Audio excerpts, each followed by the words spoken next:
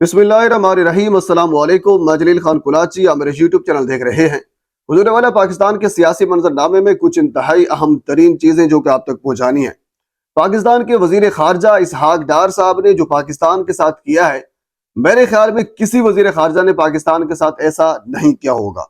ये तफसील क्या है आपके सामने मैं रखता हूँ, लेकिन इससे पहले एक तस्वीर, एक छोटी सी वीडियो सोशल मीडिया के ऊपर वायरल है। वो है मरियम नवाज साहिबा की। मरियम नवाज साहिबा एक पौधा लगा रही हैं।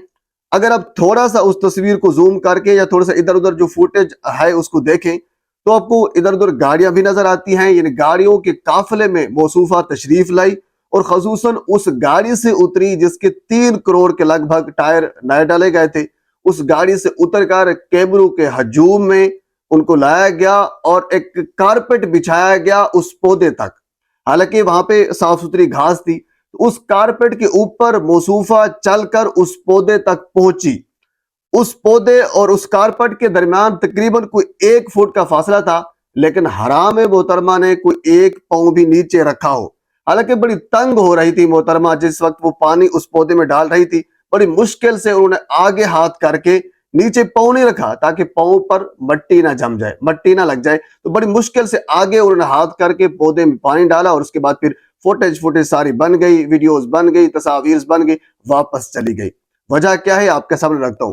लेकिन इससे कुछ दिन पहले सदर पाकिस्तान आसिफ अली जरदारी साहब अपने वालिद हाकिम अली जरदारी की कब्र के ऊपर गए थे। तो जाने से पहले कब्र के साथ एक कारपेट रखा गया था। उस कारपेट के ऊपर कुर्सी रखी गई थी। फिर मौसूफ तशरीफ लाए और तशरीफ लाकर उस कुर्सी के ऊपर बैठकर फातिहा खानी की है। अच्छा, इससे भी थोड़ा सा पीछे जाए तो मोहसिन नकवी साहब की एक तस्वीर वायरल हुई थी। वो कब्रिस्तान में अपने किसी अजीज के रिश्तेदार के कब्र पर फातिहा खानी करने के लिए गए थे। तो पहले रेड कारपेट कब्रिस्तान में बिछाया गया था। उस रेड कारपेट के ऊपर चलकर मौसूफ वहां तक पहुंचे थे और फातिहा खानी की थी। ये है इनकी असल औकात। अब आप अंदाजा करें, क्या मोहसिन नकवी साहब पहले, जरी सी बात है, अपने रिश्तेदारों के, अपने अजीजों अकारिब की कब्र पर जाते होंगे तो क्या पहले भी रेड कारपेट बिछाए जाते होंगे? सवाल ही पैदा नहीं होता।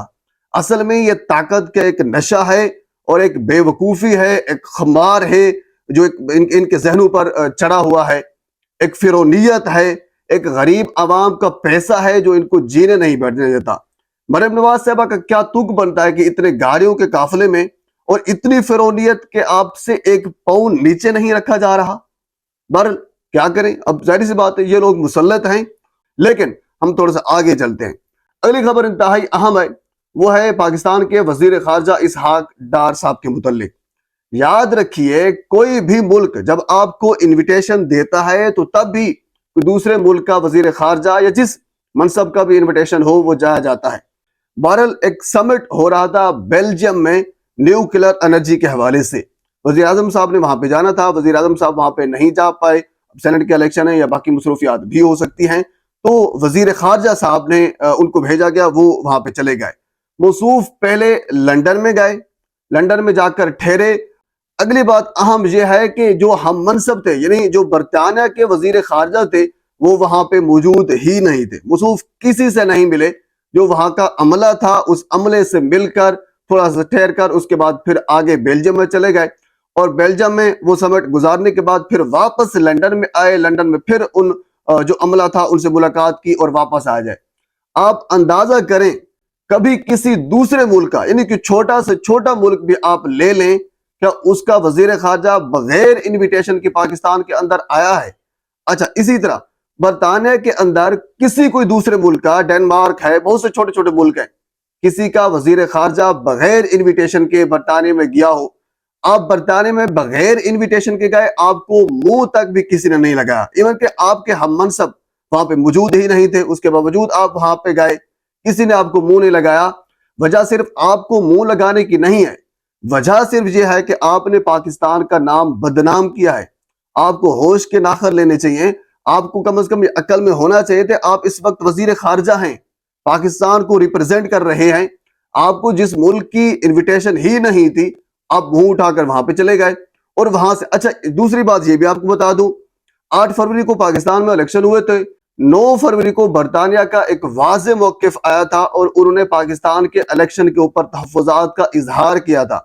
बल्कि इन सारी चीजों को कोड किया था कि बल्ले का निशान वापस लिया गया, लोगों के ऊपर तशद्दुद किया गया, जलसे और जुलूसों के ऊपर पाबंदी थी, आजादी इजहार राय के ऊपर पाबंदी है। यानी तमाम तर जो सारा का सारा इलेक्शन का मैकेनिज्म था, इसके ऊपर बरतानिया ने तहफ़्फ़ुज़ात का इजहार किया।